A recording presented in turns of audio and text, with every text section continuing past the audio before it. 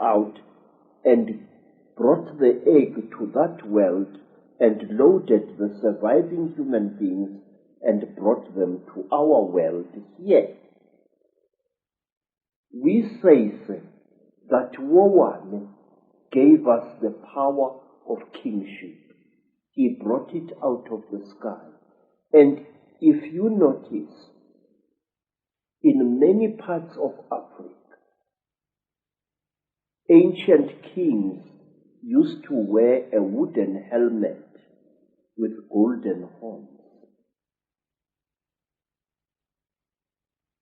It was true in West Africa, and it was true also in Southern Africa in the great Mutwa Empire. The horns representing the Chitahuli? Yes, the power of the Chitahuli.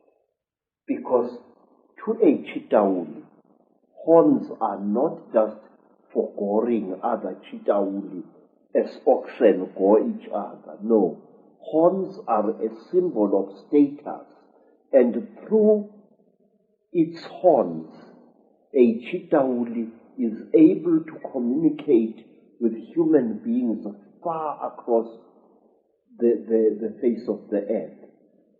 So the horns were like antennae then? Yes, they were instruments of projecting power.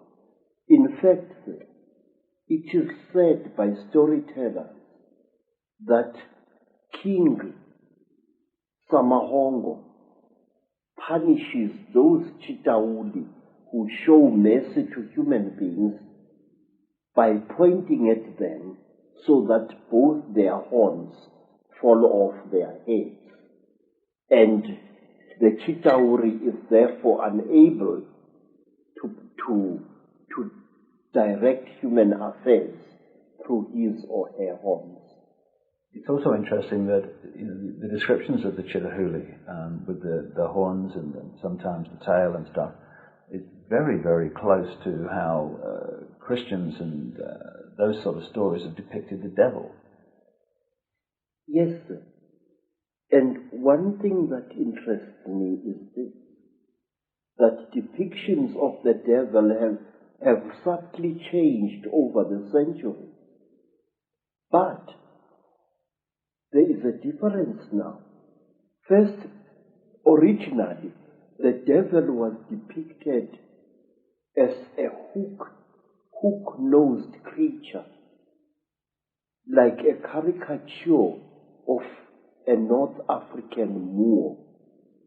That was at the time when the Europeans were fighting the Moors as well as the other Arabs during the Crusades. Many depictions of the devil then show the devil as having a hooked nose.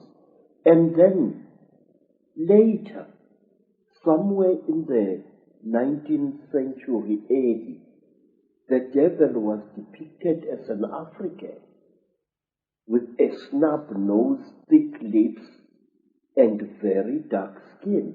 But what amazes me is that now, more than ever before, the devil is represented as a Chitahuli.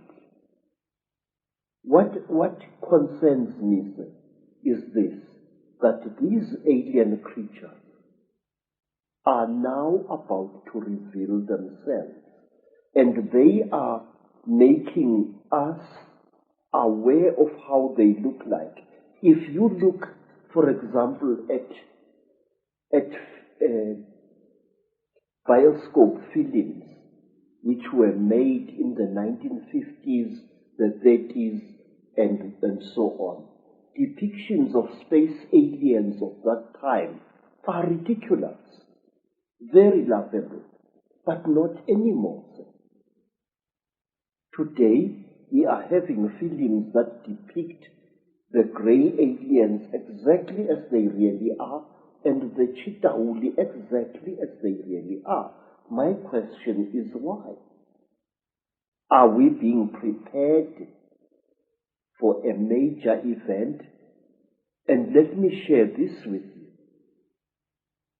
the group of American people who came to visit me a week or so ago and who left a rather unveiled threat about me shutting up or else my wife will die, who warned me about a certain creature called Eleazar or Melchizedek, that this creature is watching me.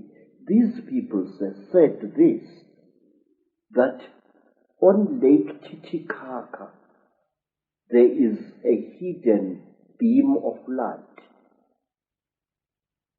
coming from the sky onto the surface of that South American lake, and that on the 9th of September 1999, something very interesting is going to happen at Titicaca. Now, I'm interested to know what this is. Well, I know from my own travels to that area that there are endless sightings of craft and beings in that area. I've been there twice myself, and I do think, from my own research, Credo, that we are being prepared for these beings to openly be seen. And being prepared this way, sir, when we do see the nasties, we are not going to react to them with the fear that we would otherwise have reacted. Because now what game is someone playing? I think, sir, that they are playing the game that whoever they are, that we should accept these beings and welcome them with open arms and make them our masters. Yet again. You see, sir, there has been a steady build-up in books, in children's comics, and in other things of the fact that we must accept these creatures. It started with the film E.T., where a cute little alien creature got lost on Earth and fought hard to be accepted by human beings. I think the same thing is on the cards. The question is why? One other thing I would just like to raise before we move into the bloodlines and their connections to the Illuminati is one thing that keeps coming up in my work is that some of these Chitahuli, these reptilians, at a high level of their hierarchy are actually white. Have you come across that? Yes. They are not white like white people. If you take white cardboard and you soak it in dirty water, that is the color you will get. That is the color of the Chitahuli. And wait, sir, let us think carefully about this. According to African storytellers, the Chitahuli have got cold blood. They feel cold very quickly. And where they dwell under the earth, where the great sun god banished them, they dwell there surrounded by great fires because their blood is cold. They freeze eternally. And so if you come across them in their caves, there are many, many cooking fires lit there. That's interesting, with the symbolism of the devil being in the fires of hell. Yes, sir. Yes, sir. And there is another thing. The Chitahuli, their eyes, terrible as they are so efficient that if a Chitahuli appears suddenly into the hot African sunlight, two things happen to him. His skin dries and blisters, and he goes totally blind. In fact, there have been a strange race of aliens which have been seen in Africa, even by white people, which I think are actually Chitauri. When you run and the thing chases you, it stops immediately when a car's headlights hit it and it becomes blind. Another thing, we are told amongst our people that a Zangoma must always have a bogo. This is a sharpened wooden stick, which he or she must carry at night. We are told that a sharpened stick is the only weapon by which you can kill a cheetah. Of course, again and again as you speak, what comes to mind is the story of Dracula, Count Dracula, the stake in the heart, the blood drinkers, the blood drinking, which is precisely what this Chitahuli and their crossbreed seem to be into. But it is not just any wood that you must use against a cheetah. We believe that Rhodesian teak, a wood which has got a strange bitter taste, is the one type of wood that is poisonous to the cheetah. And down there, you see a long stick that I am carving in preparation for the year 2000. I might not be alive to see the year 2012. But this stick, which I've been working upon for the last 5 years, is going to be the one stick which my successor will carry, and it will end in a sharp point.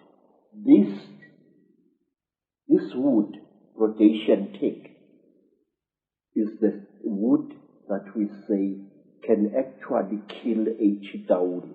And where the chitauri are found, you find Rhodesian teak or any other teak trees either being felled in large quantities or being pushed over by elephants. May I point out to you, sir, that many of the trees that are being destroyed in the Amazon jungle and in the Southeastern Asian jungles, as well as in the African jungles, are teak, the one wood that the cheetah would fear. And while on the subject of wood, the only mask that can protect you against the cheetah is a mask made of teak. And in some of the flea markets around Johannesburg, I'm seeing more and more masks carved in Mozambique and in Zimbabwe, representing a cheetah. The eyes are huge, round, with slits through which a person can see, and the lips are non-existent, and so is the nose. I've seen hundreds of such masks being sold by curio sellers in the street. One of the other things that comes up in terms of the way they look is the domed head. Now, I was in Egypt recently and saw depictions of Nefertiti and the Akhenaten family, and they had big domed heads.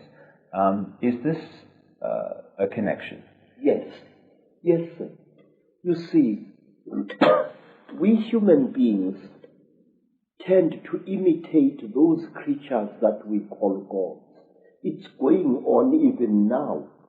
When African women saw white people, they named them Abelu, which literally means the gods. And today, in America and in Africa, black women and some black men are going out of their way to give themselves hair which is European and not African in color. Now this thing it dates back thousands of years. First of all, the one race of the Chitauri, the ones that are called Nomo,